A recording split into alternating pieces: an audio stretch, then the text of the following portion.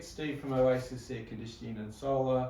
Quick video on how to clean your filters in your Daikin split system. You will need a ladder. It's simply a matter of lifting the front panel, which I'll show you. There's two little finger tabs, one on each side. Lift, keep going up and it'll stay up. You have two filters, or if it's a very large system you could have three on the 85 and 95 units.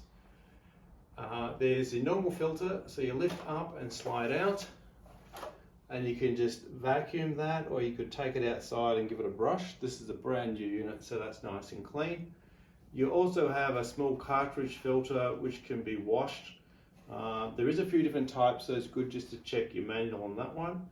And sometimes they are in behind this filter, depending on the model, but that is removed and cleaned as well. Once it's cleaned, just the reverse of how you took it out, slide it in at the top, clip it in at the bottom.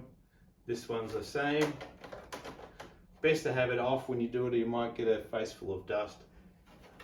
Pull down and clip in, and you're good to go.